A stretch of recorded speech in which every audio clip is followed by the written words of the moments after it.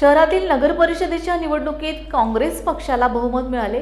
3 महिने झाले असताना देखील शहरातील विकास कामांना गती प्राप्त झालेली नाही।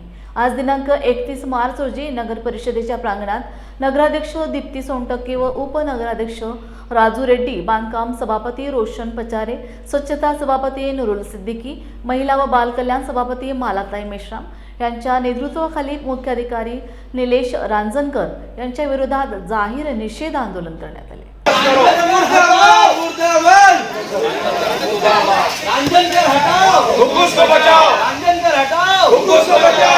मी घुगुसच्या जनतेला सांगू इच्छिते की आमचे सीओ कुठल्याही कामाकडे आमच्याकडे दुर्लक्ष करत आहेत आणि एक नगराध्यक्ष असून मला ते कुठल्याही मान देत नाही। मानचं सोडा, पण कुठलेही कामं कोणते बिल पास होत आहे, आम्ही जेव्हापासून निवडून आलो तेव्हापासून काय काय कार्य चालू आहे ते कुठल्याही व्यवस्थित पद्धतीने काही सांगत नाही। आता नुकताच अण्णाभाऊ साठे दलित वस्ती सुधार योजनाचे जे फंड येणार होते त्याचप्रमाणे दलित वस्ती सुधार योजना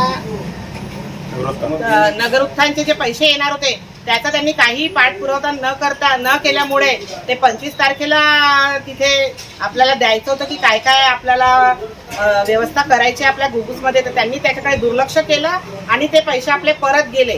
तर त्याच्यामुळे मला खूप खंत वाटते आणि आमची टीम त्यासाठी खूप खंत मानते की आमच्या कारभारात जो आता जे कामं करायचे होते ते आज त्यांच्या लापरवाहीमुळे वापस जो निधी गेला त्याचा आम्हाला खूप दुःख आहे। तरी आम्ही सरकारकडे मागणी करत आहे की आम्हाला आता सीओ बदलवून द्या। सभी को नमस्कार।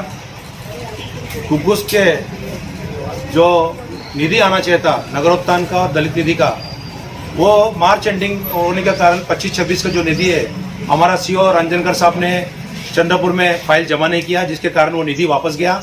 और घुगुस में जब से रांजणकर आया है घुगुस की स्थिति पूरी खराब करके रखा है, चाहे लेबर में बोलो, चाहे घंटा गाड़ी में बोलो, चाहे निधि में बोलो, चाहे काम करने की पद्धति में बोलो, किसी तरह का वो काम नहीं कर रहा है। इसलिए हम लोग कलेक्टर से कल मिलने वाले हैं और विनती करने वाले हैं कि घुगुस से सीओ को रांजणकर को निकाल के एक नया सीओ, अच्छा सीओ देना चाहिए ताकि घुगुस का विकास हो जाए।